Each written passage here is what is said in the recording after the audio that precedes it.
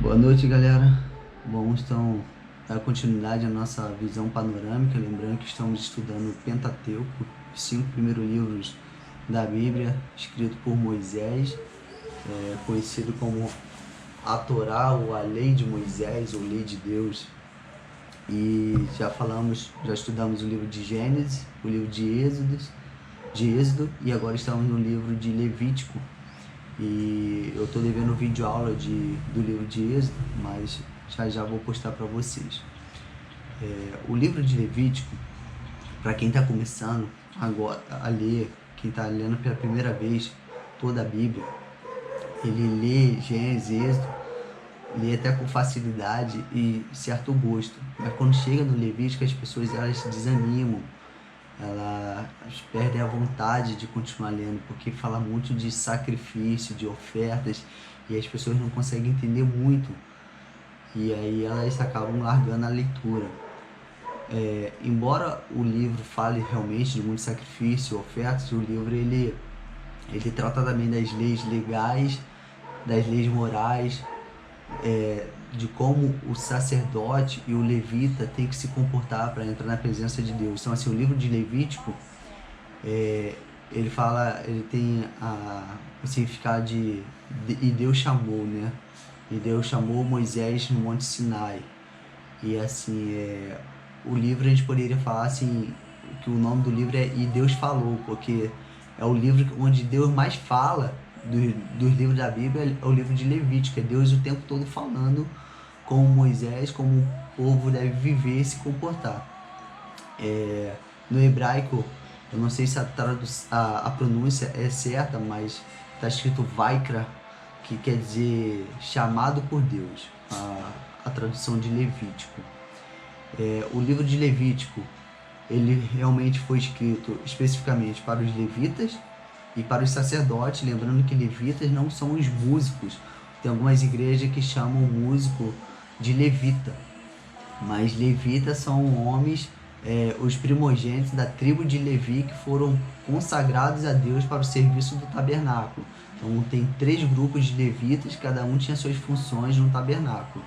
E os sacerdotes são da descendência de Arão, Arão sendo o sumo sacerdote, o primeiro sumo sacerdote. E assim, a gente tem que lembrar que nós fomos chamados como um reino de sacerdote e nação santa. Ou seja, esse livro de Levítico ele é totalmente válido para nós, porque o livro ele trata do atributo de santidade de Deus. Então, assim, se você quer conhecer o atributo de santidade de Deus, eu indicaria que você leia o livro de Levítico, porque é o melhor livro para entender esse atributo.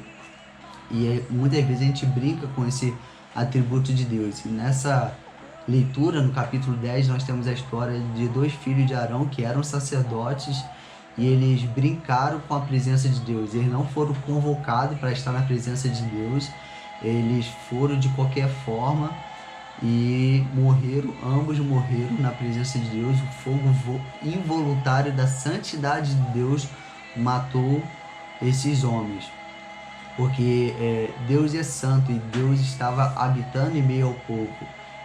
Então existe um padrão de como o sacerdote tem que viver e estar para estar na presença de Deus. Então a lição primordial do livro de Levítico é a santidade de Deus. Deus é santo e, portanto, devemos ser santos. Acho que no capítulo 19, vamos ler aqui, capítulo 19, versículo Levítico, capítulo 19, versículo 1.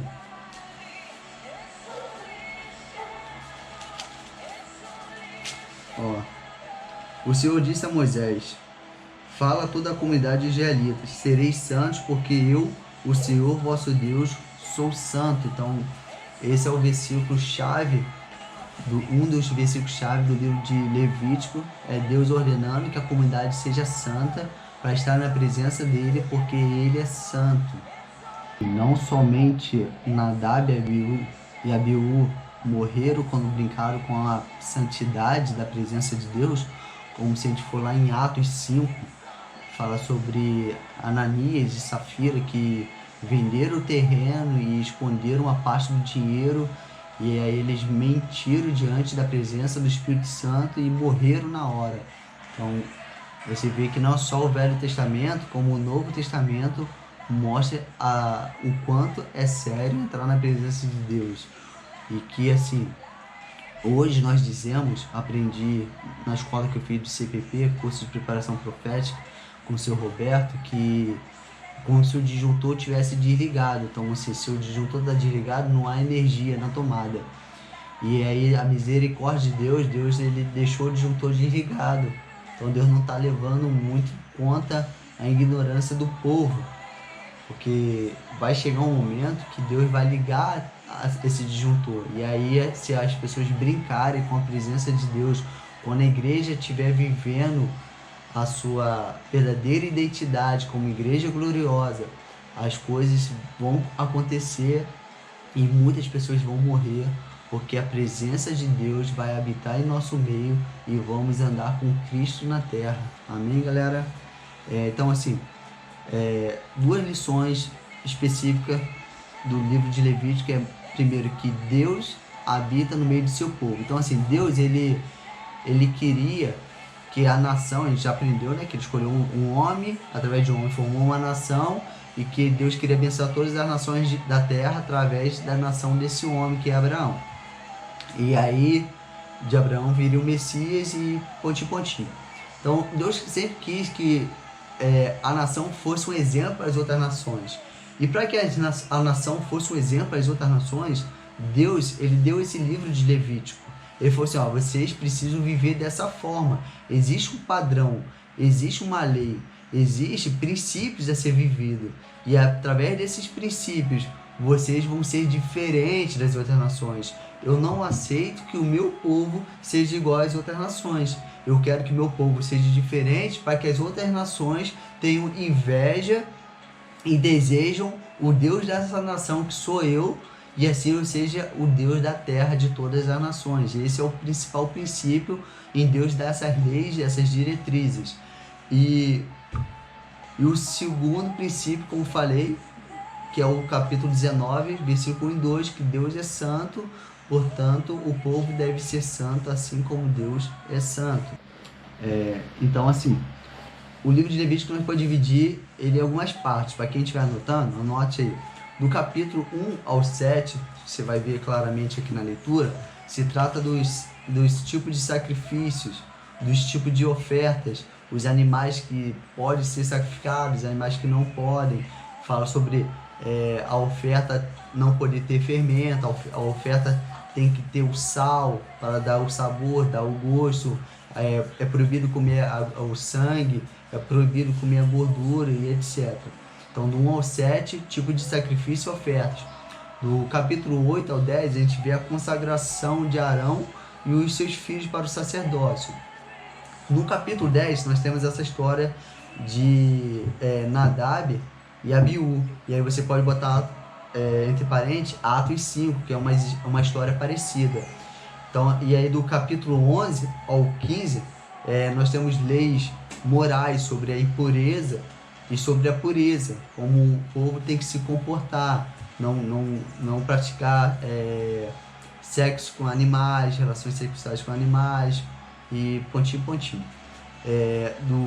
Do capítulo 16, só o capítulo 16 fala sobre a expiação, e o capítulo, se você botar do capítulo 16 ao 25, também fala sobre como a sociedade, a nação deve se comportar para estar diante de Deus.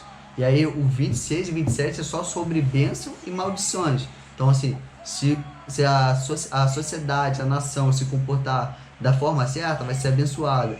Mas se não obedecer a Deus e fazer totalmente ao contrário aquilo que Deus falou, eles vão ser amaldiçoados.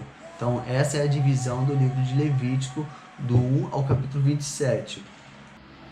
E assim, para a gente fechar, lembre que o salário do pecado é a morte.